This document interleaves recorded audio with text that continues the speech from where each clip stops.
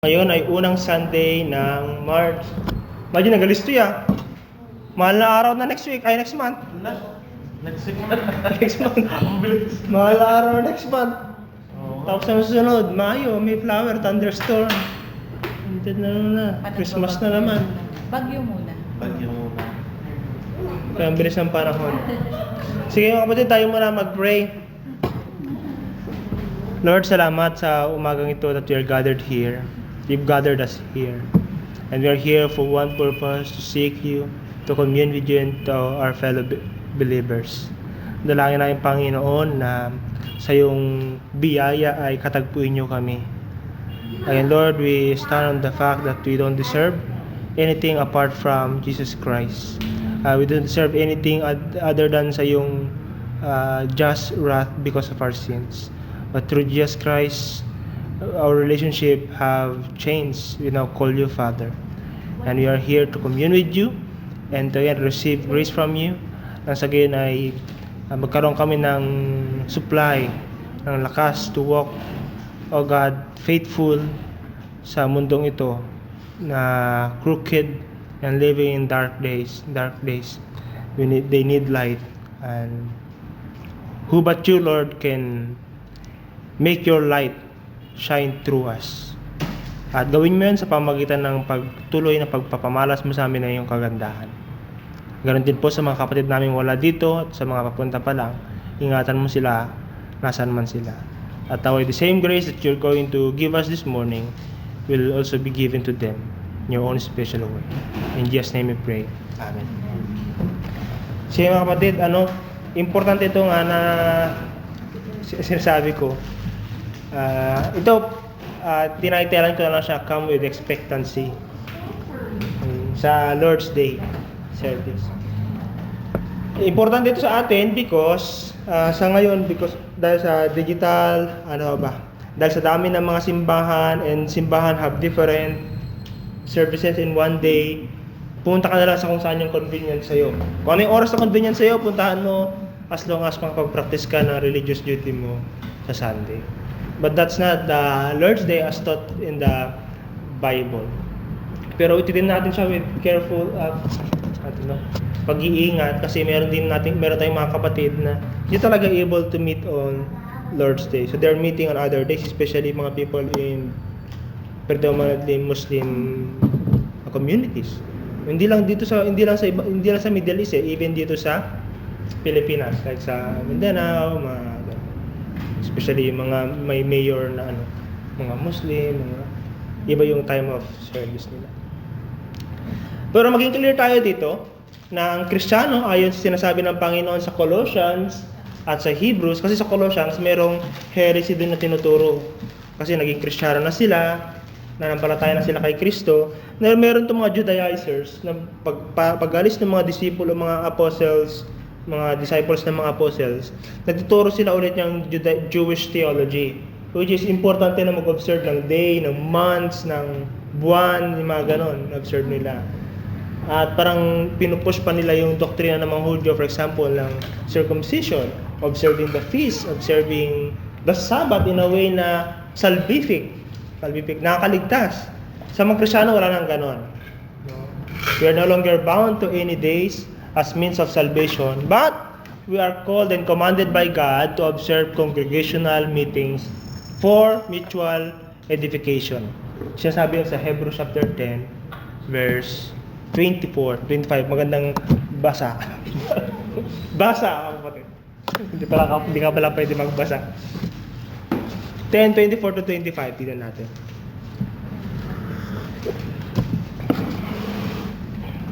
Sige, pakibasa natin. 24, and let us consider how to stir up one another to love and good works, not neglecting to meet together as is the habit of some, but encouraging one another, and all the more as you see the day drawing near. Yeah. No, not neglecting. It's a command, hindi siya yung hindi siya yung suggestion Sa command na huwag niyong kaligtaan gaya ng ginagawa ng ilan. So noon pa nung unang panahon, hindi lang pala issue to ngayon. Issue na rin noon. na mayroong nagne-neglect ng kanilang mga congregational meetings, yung mga set days for meetings nila. Hindi na bago. No? At again, maging clear tayo, hindi na tayo binabound ng Word of God kung tayo Kristiyano sa any day. Pero kinocommand yun dahil mayroong purpose. Hindi na for salvation, but for mutual edification. Para mampalakas tayo. Scripture does not bind believers to a particular calendar as a requirement for salvation.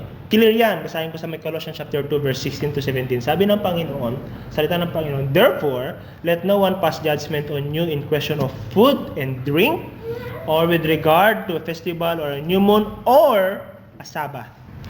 These are a shadow of things to come, but the substance belongs to Christ. Christ is all in all. Kaya sabi ni Kristo one time, ako yung fulfillment ng Sabbath. I fulfilled Sabbath. Nakita natin yun sa Heidelberg Catechism, remember? Kung malala nyo, Christ is the Christian's Sabbath. Siya yung rest natin.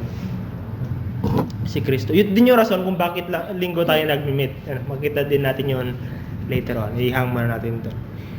Yes, we are not bound, yet God clearly commands His people to gather for corporate worship and mutual encouragement. Therefore, whether believers assemble on Sunday or Friday sa mga Muslim, or in secret under persecution, siyempre yung sa China, may state-sponsored church, meron yung mga hindi state-sponsored church. Sa Saudi, mga underground churches, still, the Lord has commanded us to meet as a local body of believers. And we meet with the expectation na tayo din with the reality na tayo ay community ng Panginoon. Tayo ay redeemed ng Panginoon. Now, important ito because unang-una sa natin, lalo sa generation natin, meron yung tinatawag na chronic and toxic individualism. Merong healthy na tayo na mag-isa ka, magmuni-muni, which sa cities, mahirap na gawin yun kasi lagi kang madaming tao. Meron yun. Pero merong chronic individualism. Ano yun? It's the modern culture promoting self-reliance and isolation. You can do this. Hindi lang women empowerment. Men empowerment. Self-empowerment. Empowering the individual. No, at nakapasok to sa loob ng simbahan. Usually, again, hindi lahat usually ito sa mga mystics. Mystic, yung sila lang nagpa-practice individual spirituality at talagang ini-isolate nila yung sarili nila kasi yung iba hindi kasing spiritual kagaya nila. Sila lang yung mas holy, mas spiritual. So they need to isolate themselves a lot of times. Babae? Julian of Norwich. Oh, pero meron din. A.W. Tozer, medyo may pagka-mystic siya. Mysticism na part. Pero may mysticism, may mystical part ng Christianity. Yung pangit naman na totally disregard yun. There's a mystical part of meron tinatawag na the mystical union of Christ and the believer. The mystical union of God and man in Christ. Yeah, pumapasok yun sa simbahan at pinapahina niya yung ating corporate life, meaning yung as one body. But God designs us to be in community at makikita natin to simula pa. So, Old Testament, makikita niyo ano nandun mga kapatid. Sinabi ng Panginoon sa may Genesis chapter 2 verse 18, it's not good for man to be alone. I will make him a helper fit for him. Ezer Kenegdo. It's not good for man to be alone. Hindi lang ito on the matter na mag-asawa, ganyan, hindi lang gano'n, no? It's not good for man to be alone on the basis na hindi niya ma-fulfill yung purpose ng Panginoon sa buhay niya without a community. Kailangan niya ng community. At yung community yun, hindi basta-basta. Someone, sabi ng Panginoon, fit for Him. So not all community, sa panahon natin ngayon kasi after the fall, fits for us, will help us in fulfilling God's purpose in our lives.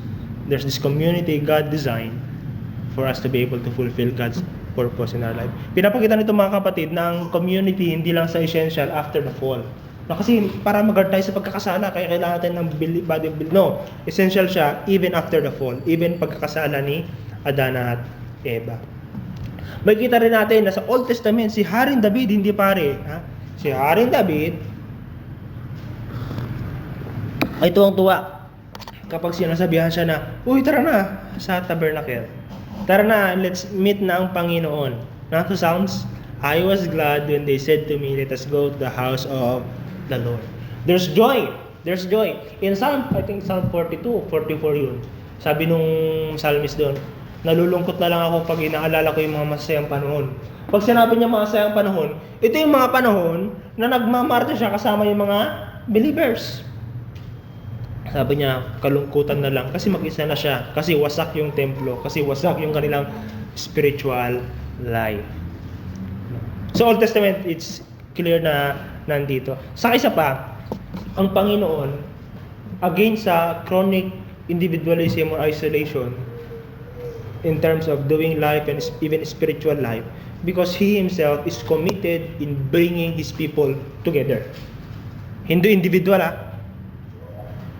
Kilala niya tayo as individual. He knows us by name. He knows the number of our hairs sa ating head. Pero ang Panginoon, committed siya in bringing His people together. I think binabasa natin yun sa parang assurance of pardon or sa call to worship. Sabi ng Panginoon, I will say to the east, give up. I will say to the west, hold them not back. I will bring my sons from the east, the north, and everything. Dadalhin ko sila. Everyone who is called by my name. Sabi ng Panginoon sa kanyang salita sa Jeremiah, He who is scattered Israel will gather him. I will bring them back to their fold. God is committed in bringing His people together. Not just spiritually speaking, but literally bringing them together. Of course, na-fulfill yun for the Israelites. If tignan natin na lalo pag dispensational lens na tinitignan niyo Israel as God's covenant people up to now. Na-fulfill yun nung sabi nila nung dinala ng Panginoon yung mga Israelites sa kanilang bayan. Pero may mga Israelita pa rin kalak, di ba? Nasa ibang bansa pa rin sila. Mga kapangyarihan, mayayaman. Pamapunta tayo sa mga doon? Mga Illuminati. Pero makakapangyarihan yung ilang mga Jewish na outside the land of Israel. God, meron yung kasalanan ay na-fracture yung kanyang yung kasalanan ay nagresulta sa fall, pagkawasak. Yung pagkawasak, hindi lang siya pagkawasak ng relationship sa Panginoon, pagkawasak ng relationship sa isa't isa. Nagets ba kung bakit importante yung si Raymond yung nakausap ko nung nakaraan na yung gospel is not just me being saved from being justified. That's an essential part of the gospel. Very essential yung justification at kailangan natin i-emphasize yan. But that's not the gospel. The gospel is also adoption. The gospel means also restoration. And when we mean restoration, it's not just the restoration of an individual, it's the restoration of the whole of creation. Through what? Through bringing everything under the lordship of Christ. Importante yun kasi minsan nakakuha yun hindi na emphasis yun Lagi napatawad na ako, bahala kayo, punta akong langit kayo impyerno kung hindi mo justify. Now, God is committed in restoring everything na nawala dahil sa fall. At isa doon, yung relationship natin sa isa't isa bilang redeemed community. God redeems us back into covenant fellowship. Now, kay Jesus Christ at sa kanyang new kingdom o new covenant community, new kingdom community, makikita niyo tignan niyo ulit sa may Hebrews chapter 2 verse 11. Still sa Hebrews. 2:11. Pakibasa ng malakas sa nakita niyo. Hebrews 2:11, for He sanctifies and those who are sanctified all have one source. That is why He is not ashamed to call them brothers. Yeah, that's why Jesus Christ is not ashamed to call them His brothers. He's referring to a new community. He has brothers. At hindi sila kinakaya ni Kristo. So, anong ginagawa ni Jesus Christ? Through the work of Jesus Christ in restoring the creation from the fall, anong ginagawa niya? He's bringing everything together. Unang-una, yung mga individual created in God's image. He's bringing us home as sons and daughters to dine in fellowship with God. At alam niyo mga kapatid, even sa mga parables ni Kristo at even sa Revelation, ang salvation is sometimes portrayed as what? Dining with God. Sitting at the table with God. To salvation, tapos hindi lang uupo lang na sit ganito. May pagkain, saganang pagkain at fiesta. At yun yung ginagawa ni Jesus Christ sa kanyang kingdom. When we mean expanding God's kingdom, it doesn't just yung sabi ni Jude na snatching them from the fire. Hindi lang yun eh. It's bringing them around the table ni Jesus Christ. Maganda yung kanta ng Sidewalk Prophets. Ayun, come to the table. Come you thieves and you bastards. Come you thieves and you drunkards. Come you liars. Come to the table. Sabi nung kanta. Yeah, it's coming to the table. In Luke chapter 14 verse 15, blessed is everyone who will eat bread in the kingdom of God. So it's a festive call to communal joy, hindi lang individual feasting. At ang ultimate fulfillment nito, may kita natin sa Revelation chapter 19 verse 9. It's the same word na ginamit ni Jesus Christ. 19:9, tignan nyo nga, last book ng Bible. Revelation chapter 19:9.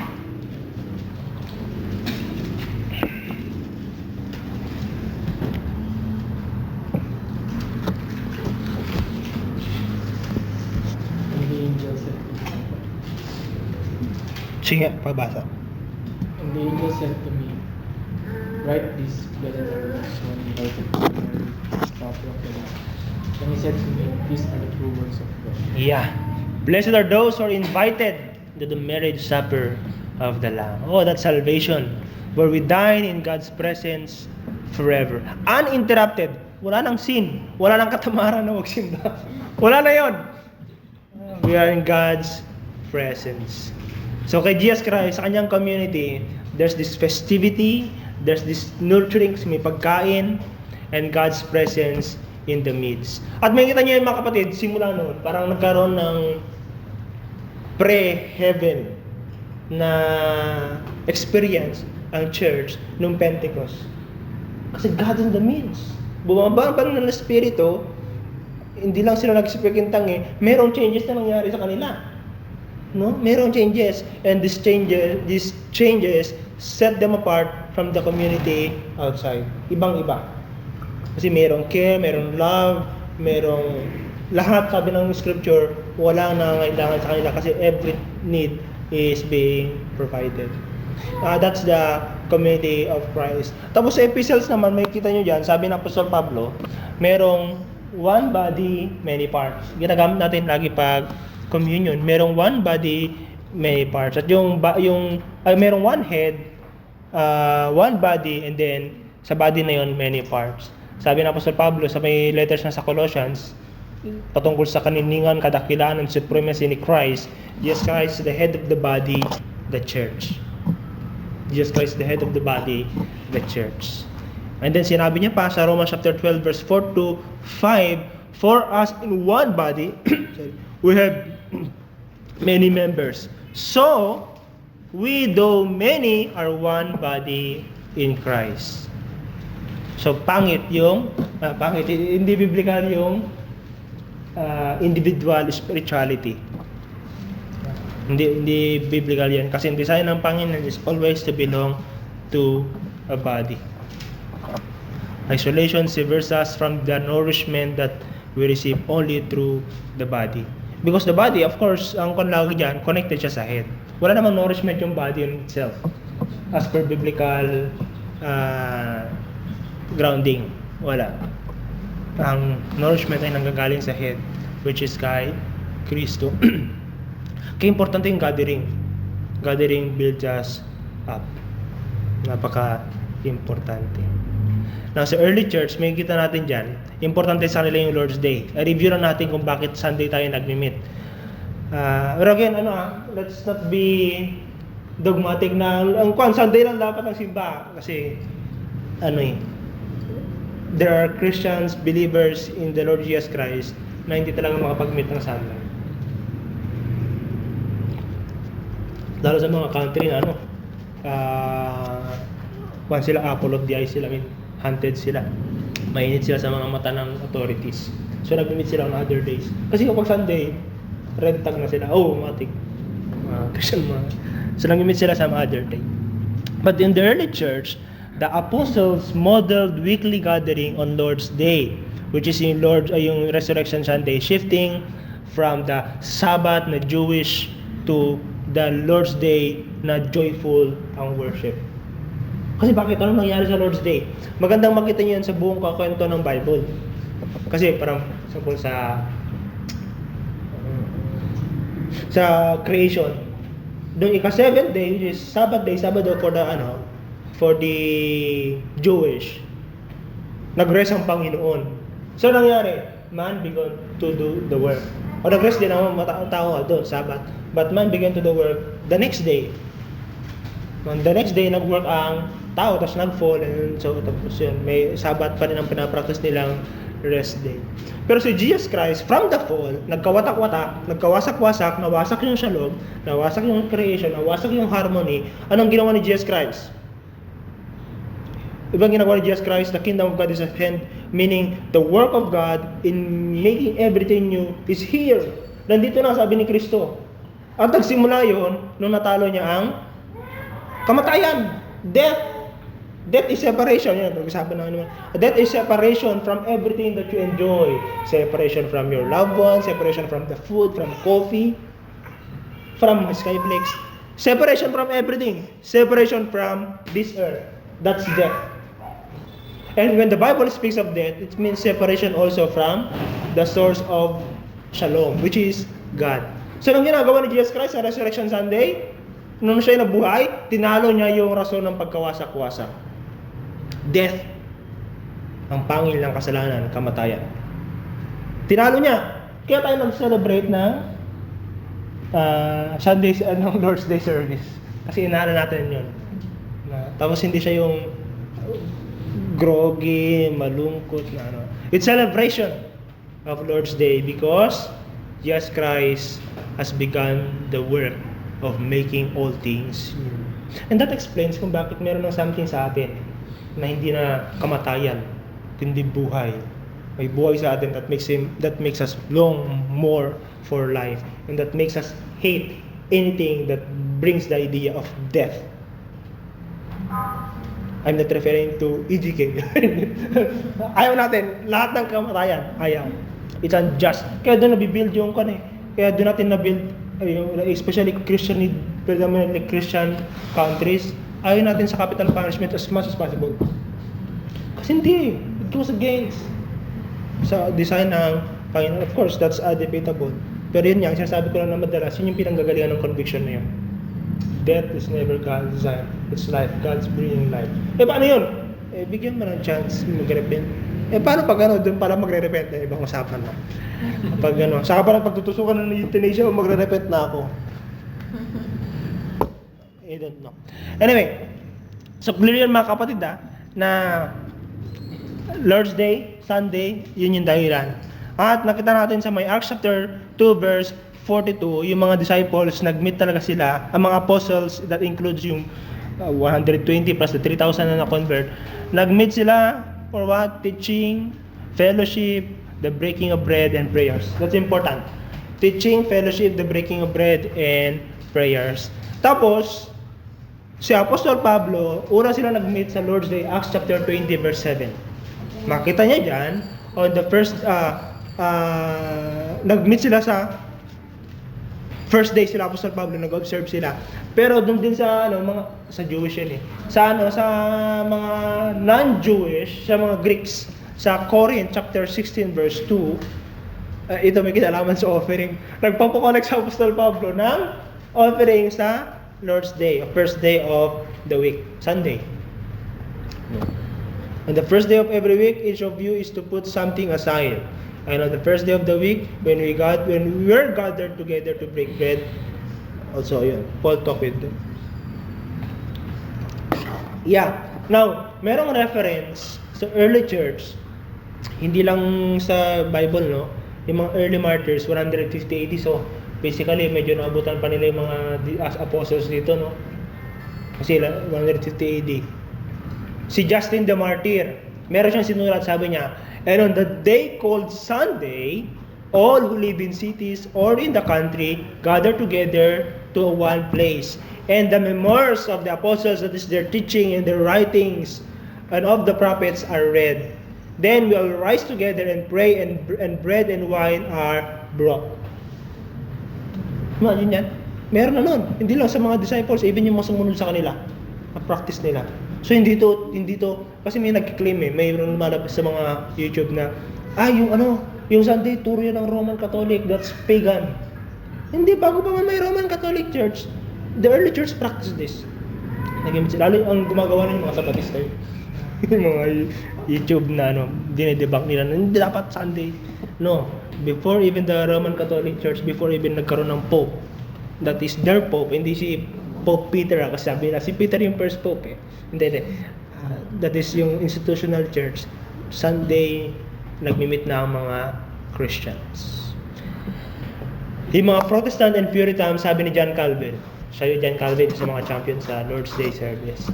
Assembling ourselves on the Lord's Day for what? For mutual edification. Tapos sabi ni Richard Baxter, ang Lord's Day, which is Sunday sa atin, is the market day of the soul. Dito yung tayo na mamalengke. Bumibili ka pa rin during the weekdays, pero yung bulk ng bilihin mo ay ginagawa mo kapag Sunday. Kaya importante yun niya, yung Sunday I don't know. Hindi ko kaya patunayan, pero iniisip ko, I don't know kung ito yung dahilan ng kawalan ng impact masyado ng simbahan, that is the individual church sa community. Because we do only Sunday for what? 2 hours, 3 hours. Yung unang Kristiyano, buong araw yan. Umaga, matutulog sila tanghali, and then may gabi. In-spend nila sa Lord's Day. They're really devoting themselves to this. Again, hindi siya for salvation. That is for mutual edification. That's why, ganun na lamang yung impact nila sa community, because the whole of Sunday, they're edified. Kaya nilang, debatehin si Vice Ganda.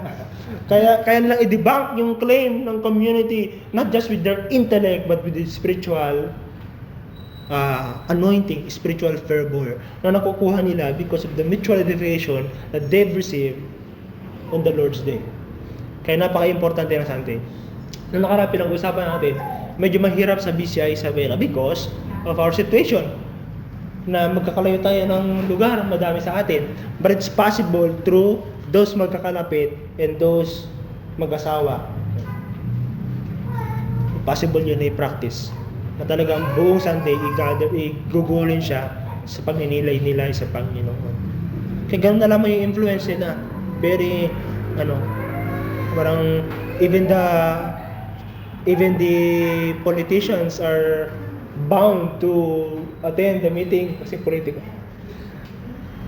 Kasi gano'n na lamang yung influence yung the church, hindi lang nila na-influensya yung isa't isa, na-influensya nila yung kanilang community. Gano'n. Para ang simbahan talaga dapat konsensyusan ng community.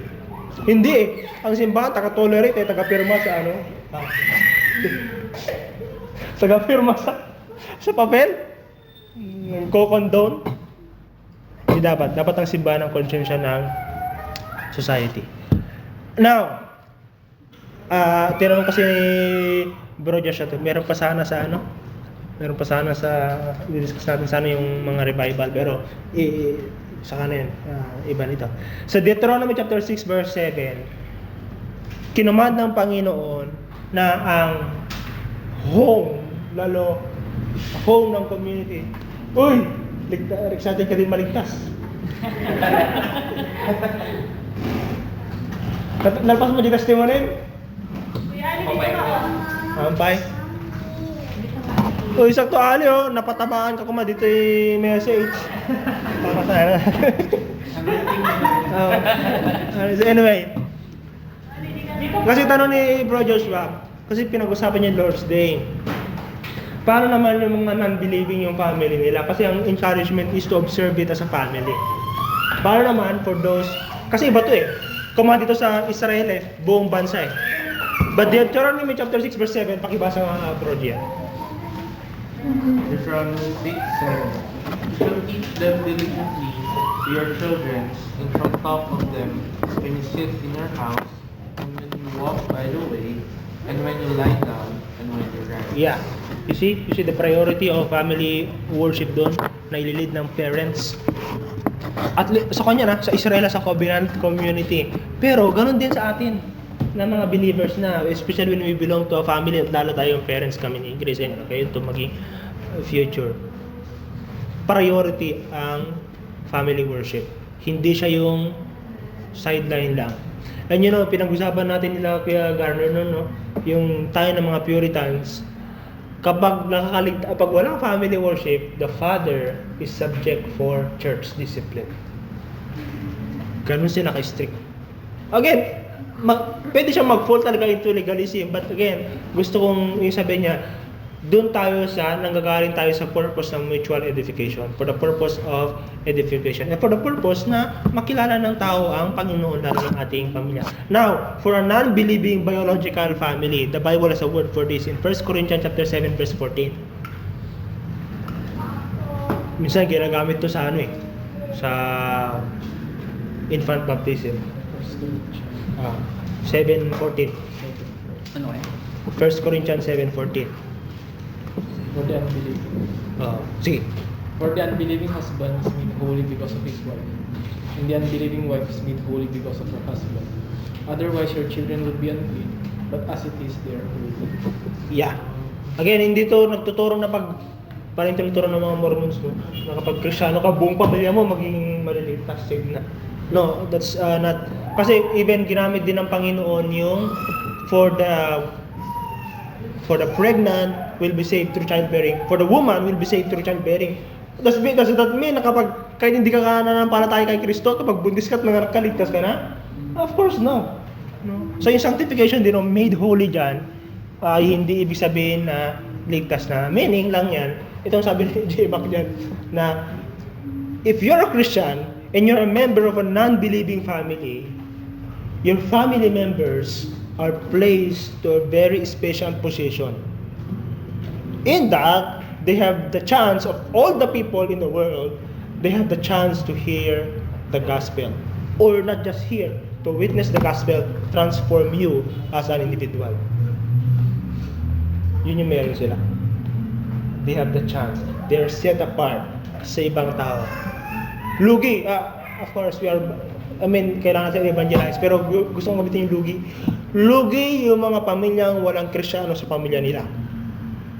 Because they have no chance to witness in an intimate setting the transformation that the gospel is doing in the life of someone who received Jesus Christ. Pero para sa atin, may mga ganon na naniwala na ako eh. Kasi may nagbago sa kanya eh. May mga kwentong ganon sa Samal, nagpunta kami. Yung mga asawa nilang chismosa, kasi even mga Muslim. Sorry girls, sorry kapag ninanormalize. Mga babae kasi chismosa yun doon lang. Kasi hindi na sa mga Roman Catholic. Chismosa ay yung mga girls na pag wala nang trabaho sa bahay, kasi yung mga asawa nila nag-fishing, ganyan, or nagkokopra. Ayun, nagchichismis ang mga kapitbahay nila.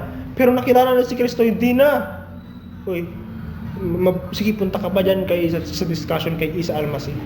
Eventually, yung husband believed because the transformation that happened in his wife. Na-witness niya. Nakita nyo? Yun yung sinasabi ng So, importante yun. Example, sa bahay nyo, kasi hindi pa tayo nag-observe ng vesper service. Sa bahay nyo, kapag Sunday ng afternoon, imbis na kung ano nung gawin, you're doing something, continually reflecting on the message in prayer, reading the word, journaling. Nakikita ng parents mo yun.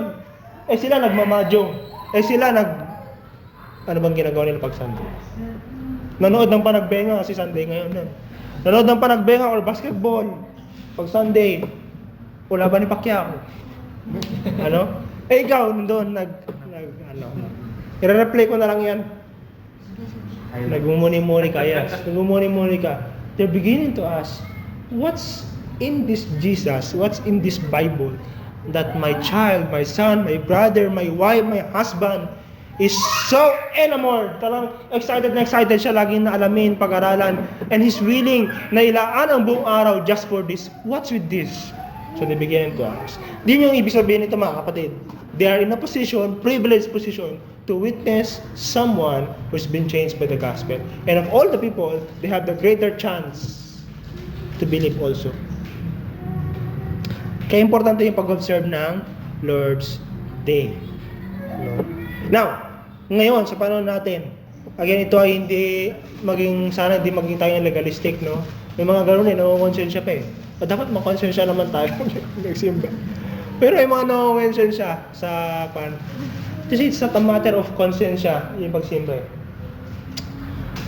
I'm coming from the doctrine of regeneration. When Jesus Christ reached you, received the gospel, a vital change happened. Not just outward, but vital. Something that happened in you. Your desires are changed, your priorities are changed. Parang pag-aasawa, di ba? Nagbagong priority eh. Ikaw pa rin yan. Yung amoy mo, ganyan pa rin. Pero nagbago yung priorities. Nagbago yung budgeting. Nagbago yung pag-spend ng time. Dati hindi ka buhay binata. Ngayon, may pinagpapahalaman ka na. Ngayon, may pinagsisikretan ka na. Pero kay Grace ko si Pastor Joby. Secret. Kasalanan yun. Nagtago. What I'm saying is that nagbago lahat. So, ganun din mga kapatid. When you believe in Christ, everything changes. That includes your schedules. Nagbago. Kung wala nagbago doon, nagbago lang yung destination mo, you're bound to heaven, not to hell, baka hindi ka talaga pumunta ng heaven. Parang yung may napanood ako yung sa Asian ni Alvin Aragon ba? May nag-comment na lumaki daw sa Christian family, PK pa daw siya. Sabi niya, ako PK, ako Christian ako, pero hindi ako ganyan. What do you mean? Walang changes? Impossible. May changes. It's just that we don't want to be legalistic on this matter na kapag hindi ka nagsimba, minus points sa langit, walang ganun. Kapag hindi ka nagsimba at wala kang ganay, Ilocano. Hindi ka kung Tagalog ba? Ikon nyo na sa Tagalog. Wala kang ganay gayan. O wala kang gana. Wala kang gana na pumunta simbahan, mag-fellowship.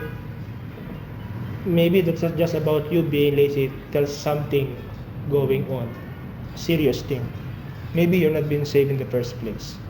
Because you see, the psalmist says, kapag inaalala ko yung mga panahon yun na nag-fellowship ako, malungkot ako. Umiiyak siya eh. Kasi yan yung ini-enjoy niya eh. I enjoyed going with other believers, walking, singing psalms, and wala na yun kasi sila, nasakop sila ng Babylon and they are in exile. Wasak yung temple. Wala. Ikaw, mga kapatid, may bagyo ngayon, walang service. Buti na lang. Kunin yung kumot, itatang mo gano'n. Buti na lang. Masaya ka pa eh, hindi ka malungkot eh. Oh, the thing is this, anong pinagkaiba mo dun sa dun sa psalmist na nalulungkot siya kapag hindi siya maka-attend ng gathering? What's something in you that makes you happy na walang service sa church? That's a serious question to be reflected upon, mga kapatid. Say this gathering with other believers makes people in the Old Testament excited, makes them set aside everything just to be with other believers. Now 10:35 na. Give me five more minutes on this. So, Old Testament continuity siya ng ating pagre-rest, which is resting from work to draw refreshment with covenant community. That's why important din na pupunta sila sa gathering, mga sinagoga, tabernacle, that time. Pupunta sila doon. Kasi it's resting from work and to draw refreshment with the covenant community. Now, sa Exodus chapter 2, verse 8 to 11, yun yung Sabat eh. Now, on this day, wala magtatrabaho. Hayop, wala magtatrabaho. But this, ang kanito, it's something na fulfilled na in Jesus Christ. As we've seen in Hebrews chapter 4. Kung maalala nyo yun, na yung Sabat natin is Christ. Naalala nyo yun? Naalala ko yun eh. Sunday is not my rest, nor our holidays. Jesus Christ is my rest. So it's possible that you're going here, groggy ka pa rin bukas, hindi ka energized. Because you're not trusted in Christ. You perform some religious activity to tame that conscience na nagsasabi sa'yo na, oh, hindi ka nagsimba. Yun lang ginawa mo. But have you rested in Christ? Yeah, yun yung mas mahalagang tanong. So Old Testament, Israel was commanded by God to observe days and years to remember something, not for the purpose of salvation, for they were already saved from Egypt. Yun pa rin yun ha. Isa lang kaligtasan. Old Testament, New Testament, isa lang kaligtasan. Faith in the promise of God. Sa atin, alam natin kung sino yung promise na yun. Si Jesus Christ yun. Kaya tinanong ako nila, Pastor Joby, nandun sa Freudian, isa lang bang kaligtasan? Ay, dalawa bang kaligtasan? Hindi, isa lang. For Moses and the people in the Old Testament, it's looking forward to the promise of the Messiah. For us, it's looking backward. Inaalala natin. Di ba pag communion, do this in remembrance of me. Inaalala natin yung ginawa ni Kristo para sa atin. Isa lang kaligtasan na, hindi yung, by law kasi noon. Hindi by law noon. It's still by faith. Doing the law is just the fruit of them being saved from the oppression of Egypt.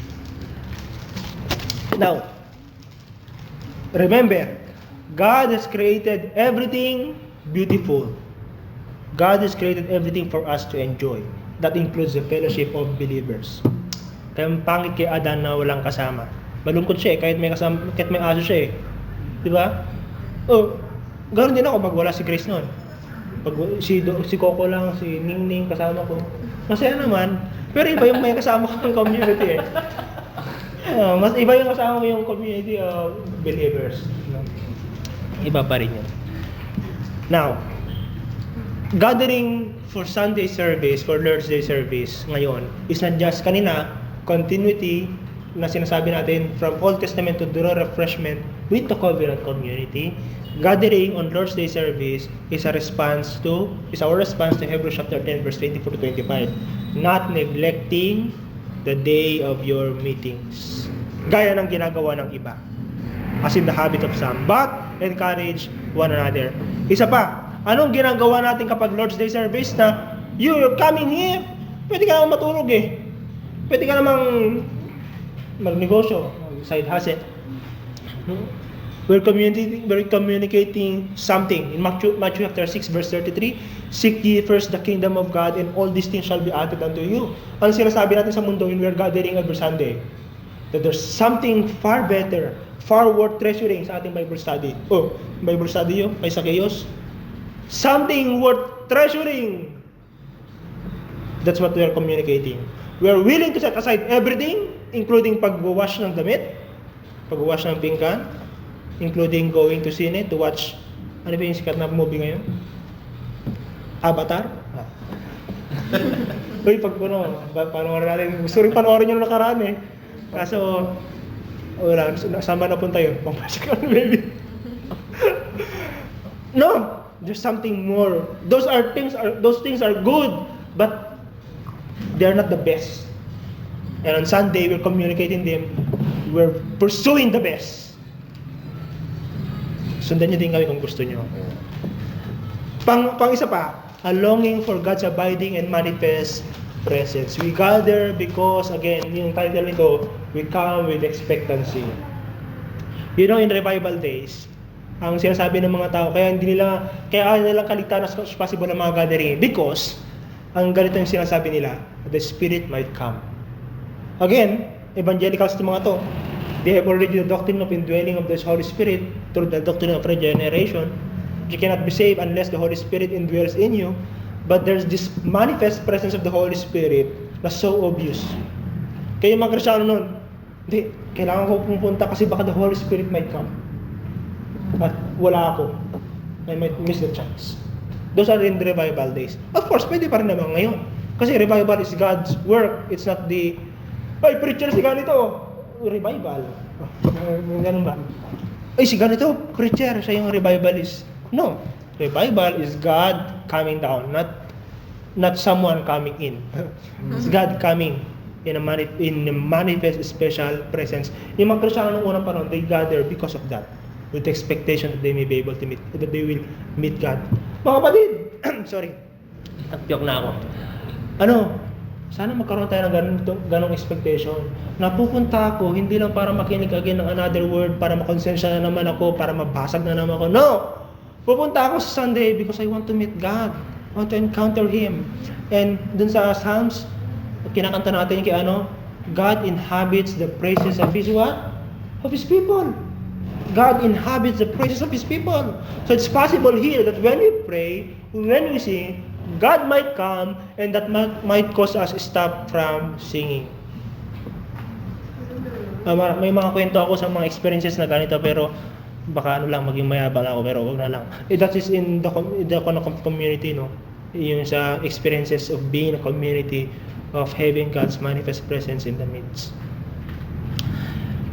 At pang-last, bakit tayo nag-gather kapag Sunday? Because we're proclaiming God's saving grace that made us children of God over cultural and worldly emphasis on credentials, backgrounds, and appearances. Because what?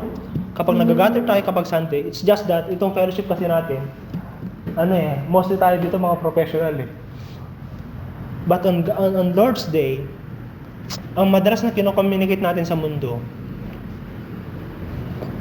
we are saved by grace. This person, regardless of his cultural, social upbringing, social standing, or educational background, because we've been saved by grace, I'm willing, even joyful to associate myself with him. I'm not just associating with someone na powerful and influential.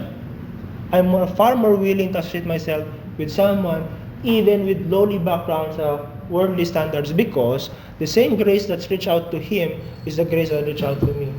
And one day, even if ikaw mayaman, ikaw ay makapangyarihan, if this grace has not reached to you, I will not be in fellowship with you eternally. I will be in fellowship with him. So ngayon pa lang, pa-practice ko na yun. Ngayon pa lang, enjoying ko na makasama siya. Because we are headed, we are traveling. Para sa mga Kristiyano dapat yun. In this world. Ano yung katang yun pag Boy Scout? Naalala niyo yun? We are on our ways to heaven. All together we'll go there. So let us praise the Lord. Right foot, left foot, we are traveling. Diba? Sa scouting yun eh. Hindi nyo na-experience ang scouting. Kinakanta namin yun. Nag-scouting ka mon? Hindi pa. Kinakanta namin yun sa Boy Scout. Pero kinakanta even ng mga hindi Christian, nakapatay sila. Kasi madi-disappoint sila, hindi pa sila kasama. O kasi dahil sa mga Christian yun eh. The Christian traveling together. At yun yung kino-communicate natin mga kapatid. We fellowship not by credentials, not on the basis that we are all graduated, we are all professional. We fellowship with one another on the basis that Christ has saved us. And therefore, we embrace mixed and diverse social, cultural, educational background. Yun yung kino-communicate natin sa mundo. No? So, importante na mag-gather tayo. Siya manonood nito. Importante, wag niyong kaligtaan mga kapatid. No? Yes, it's a sacrifice for the most of us na nagta-travel. Sacrifice for us to wake up early, lalo yung mga may pasok na alas 7. Diba? Pasok na alas 7, dapat Sunday matulog ko na nga lang. Meron lang kino-communicate eh. Meron nangyari. And we do it not dragging ourselves, we do it joyfully. Of course, there are times that we need to drag ourselves because of the indwelling sin pa rin. But with the purpose and with the reward in view, we do it with joy. Okay? Any tanong? Tanong muna. Two question address natin bago tayo mag-service. Total tayo lang ngayon mag-worship service. Hindi nila ina-enjoy. Joke lang. Mayroon para naman sila may sakit. May tanong ba kayo? Mr. Brong up? Awan? Kung may tanong, i-mic nyo ba? Para, kasi papanoorin nila.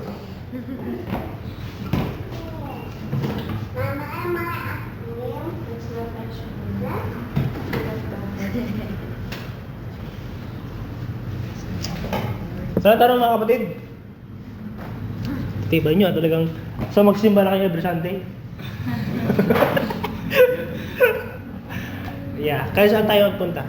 Even pag-alis, you seek to be with other believers. Spend time with them.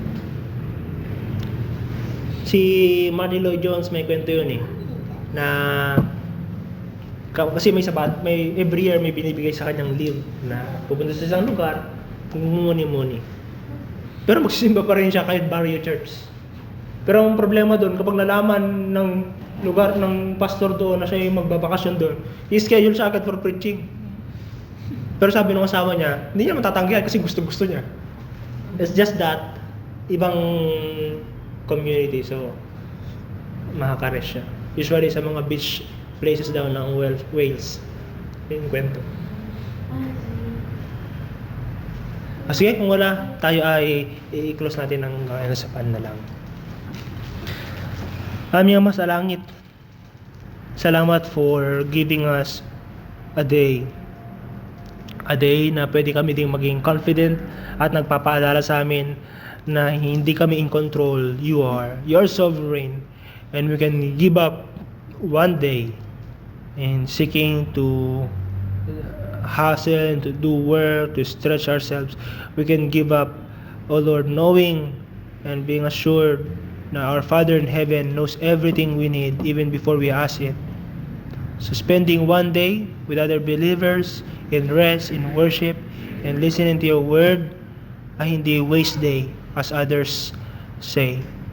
It's a day where we seek to be strengthened spiritually, that we may live faithfully sa mundong pasira. At dalangin namin, Panginoon, itong katotohanan to ng pag-seek o pag-spend ng isang araw to be with other believers ay may communicate namin sa iba so that they too may be envious at sila yung mag-seek din na maka-spend ng time na ito with other believers. Lord, salamat. Dalangin namin ang mga kapatid namin na wala dito. Nasaan man sila. Again, Lord, because you love them and you redeem them by the blood of Christ, do attend to their spiritual need also. And strengthen them and encourage them. For your name's sake, we pray. Amen.